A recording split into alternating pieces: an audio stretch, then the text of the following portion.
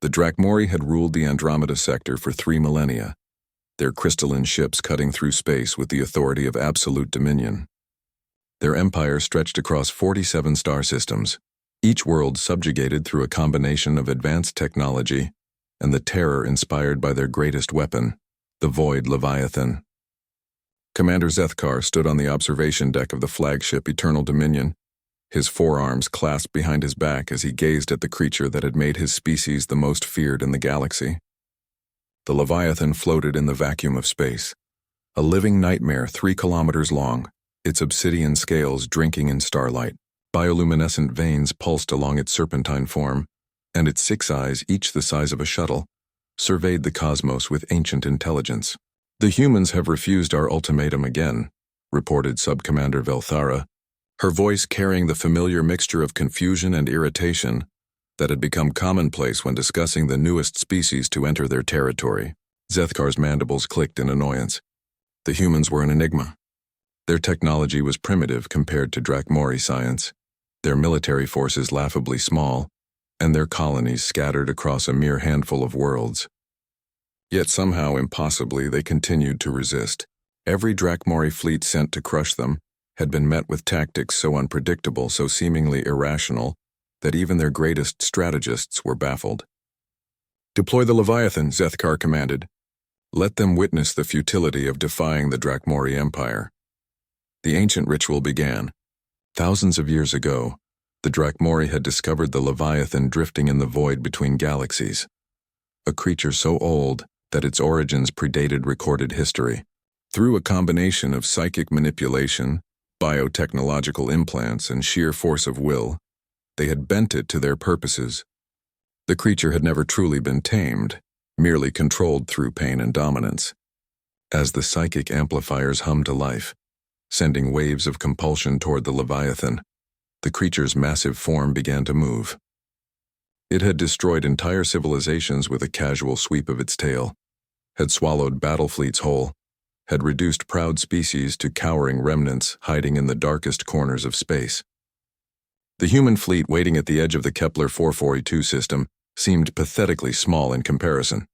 Perhaps 50 ships, their hulls scarred from previous engagements, their formations loose and undisciplined by Drachmori standards. "Target the largest population center," Zethkar ordered. "Let them watch their homeworld burn." But as the Leviathan approached the human fleet, something unprecedented happened. A single human ship, a battered frigate with UES Defiance emblazoned on its hull, broke formation and moved directly toward the creature. "Impossible," breathed Velthara. "Are they attempting a suicide run?" The ship came to a stop barely 100 meters from the Leviathan's massive head. On the Drachmori flagship, sensors detected a single human life sign aboard the vessel. The airlock opened, and a figure in an ancient-looking EVA suit stepped into the void.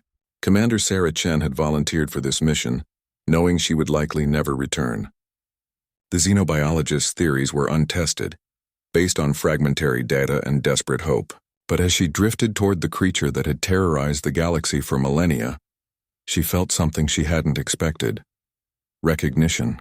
The Leviathan's nearest eye, a swirling galaxy of silver and blue, focused on the tiny human floating before it. For a moment that stretched into eternity, predator and prey regarded each other across the vast emptiness of space. Sarah had studied every piece of data they'd managed to gather about the creature. The xenobiologist had noticed patterns in its cellular structure, traces of genetic markers that seemed almost familiar. Dr. Reyes had proposed a theory so outlandish that the military council had nearly laughed her out of the room. "What if," Reyes had said, "the Leviathan isn't alien at all? What if it's from Earth?" The fossil record was incomplete, full of gaps that paleontologists had attributed to extinction events and geological upheaval. But what if some creatures had simply left? Sarah activated her suit's external speakers and did something no being in the galaxy had attempted in 3,000 years. She spoke to the Leviathan not as a conqueror or controller, but as a friend returning home after a long journey. "Easy," she whispered, her voice carrying across the void through radio waves. "Easy, old friend." The word, simple, gentle, filled with understanding rather than dominance, reached the creature's consciousness like a key turning in a lock that had been sealed for eons. The Leviathan's massive form shuddered, and for the first time in millennia, its bioluminescent patterns shifted from the harsh reds of anger and pain to the soft blues and greens of peace. On the Drakmori flagship, alarms blared as the psychic control systems overloaded and failed. The Leviathan's mind, freed from the chains of domination that had bound it for so long, remembered what it had been before the pain, before the control, before the endless cycle of violence. It remembered a blue world, vast oceans and others of its kind swimming in the deep places of the sea.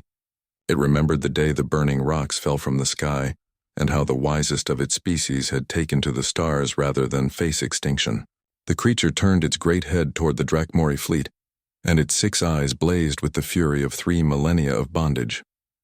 But when it looked back at the small human floating before it, its expression softened. Sarah smiled inside her helmet as the massive creature gently extended one of its fin appendages toward her. The gesture was unmistakably protective, familiar in a way that transcended species. "That's right," she said softly. "You remember now, don't you? You remember coming home, behind them." The Drakmori fleet began a hasty retreat as their greatest weapon turned against them, and across the galaxy, the news spread like wildfire. The humans hadn't conquered the ancient beast through force or technology. They had simply welcomed it home. In the end, it wasn't humanity's weapons or tactics that freed the galaxy from the Drakmori Empire. It was something far more powerful and uniquely human. The recognition that even the most fearsome predator could remember what it meant to belong somewhere, to be understood, to be called by its true name. Easy.